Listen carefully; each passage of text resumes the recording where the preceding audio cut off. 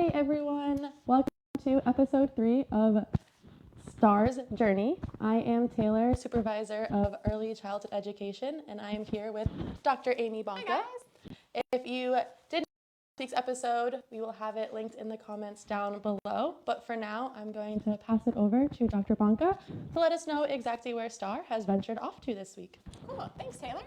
I'm excited to talk about what STAR's done this week, guys, and I am excited that you are joining us again to keep up with STAR and what she's doing. So for those of you who are just joining us, as Taylor mentioned, you can click that link below, and that will have last week's episode in it, so you can see what she was doing last week. And so to kind of pick up with that, last week we did leave her off when she was heading south. And she was heading south off the coast of Mexico, so she was in those waters, and it looked like she was heading towards the nesting beach. So one of the main nesting beaches for Kemp's Ridley's is in Mexico. It's about 6 hours south of us here on the island. But this week, you see on the map here that she did something super surprising. She turned around, y'all. So she turned around, and she started heading north. And this week, as we've been watching her, after she turned around, she just kept on heading north.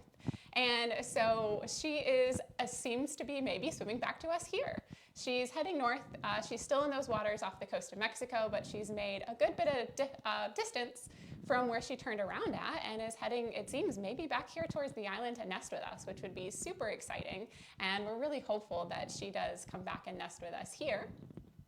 So one of the things she might have been doing when she was heading south is she may have been mating. So there's mating that usually takes place off the coast of that nesting beach. So maybe she was mating and then turned around to head back to us to nest with us. I don't know yet, but it's part of what makes it so exciting to be able to track her is to see what she's doing. So I'm really excited to see what she did last week and what she does next week.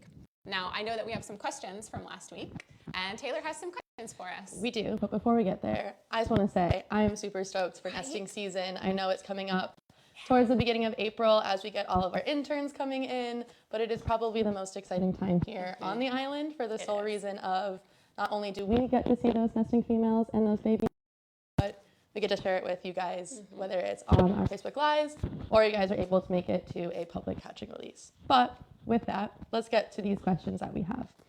So first, you mentioned that she may be mating off of the waters. Will the tracker affect that ability whatsoever? Oh, another great question. So no, the tracker should not affect her ability to mate. So where it's placed on this shell is actually closer towards the head than the middle or the back of her body. So being placed closer to the head like that, it's the ideal position that we want for being able to send signal, but it also makes it so that it should not affect her mating. Turtles mate in the water, and so it should not affect the ability for her to find a mate or mate with a mate and be able to nest. Awesome. Okay. So we have another one. You kind of briefly touched on it with the fact that she has swam about 6 hours south of us, but how far in miles do you think she's traveled so far? Oh, okay. So STAR has traveled about 330 kilometers so far, which if I do some quick math, which is a little hard to do in my head, I want to say that it is, I think it's about 1.5 kilometers for a mile. So it's going to be about 1.5 of that. So a pretty good distance. Yeah. So last week, I think she had only gone about, I want to say 75 miles or so as her distance last week. So I think we're up closer to about 150 or so miles that she's now traveled since we released her. Wow, awesome. So that was from Stanley, from one of our viewers. So thank you, great. Stanley. How long has she been tracked for to kind of piggyback off of how many miles she's traveled? Yeah, so that kind of distance that she's covered it in right about a month. So we released her just right about a month ago from now. And so she's covered a really good distance in what I feel like is a relatively short period of time. I can see that. I mean, we should hopefully have the data for about 6 more months. I think so. If it works out in our way. We want it to be our way, but who knows? All right, we have another question from Susie. Do all sea turtles get tagged before they're released back out into the Gulf? Another really good question. These are really good ones this week. So to answer that question, yes and no. Not every turtle gets a satellite tag. As we mentioned in our previous episodes, those satellite tags are really expensive. And so we're not able to put a satellite tag on every single turtle because of the cost of those tags. But we do metal tags and we do pit tags. So those are going to be, a metal tag is kind of like an earring. So it is external, you see it in the flipper, and that gives us an individual ID of that turtle. And then we also do pit tag all of our patients before we release them, and that is an individualized number as well. It's kind of like that microchip that you put in your dog or your cat. It's really similar to that in that it has a unique ID number and you need a special reader to see it. Interesting. To piggyback off of that one, what do we do if we see a sea turtle that looks like they have a satellite tag or a metal tag? Right. So if you see a turtle that looks like it has a satellite tag or a metal tag, so maybe you're at the jetties fishing and you see a turtle and it surfaces and it looks like it has that blue tag on its back, you can call our emergency number. And if you happen to be fishing and you see a turtle that looks like it has metal on its flipper, so maybe it has a flipper tag, or if we're coming up on nesting season, so if you see a turtle coming up on the shore, then for sure give us a call. Our emergency number is going to be 956-243-4361, and we can put that in the comments as well. But that's our number 24/7. You can call it anytime and we will respond to any turtle.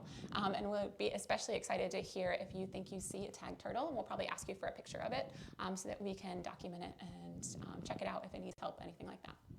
But what if we're not sure if it's a turtle that needs help or if it's a turtle that is going to be nesting? Do you want the call anyways to that number, or is it for sick and injured or just nesting turtles? Yeah, so if you see a turtle and you're not sure, you're welcome to call that number, and we'll probably ask you some questions, find out a little more information. Maybe it's a turtle that just is off the jetties feeding, or maybe it's entangled and needs help. In our area, if a turtle's on shore, it's on shore because it's either sick, injured, or nesting. We don't have any turtles that come on shore for any other reason in our area. So definitely if you see a turtle on the beach or if you see a turtle in the water, you're welcome to call us anytime. We'll ask questions and we'll figure out what's going on with that turtle.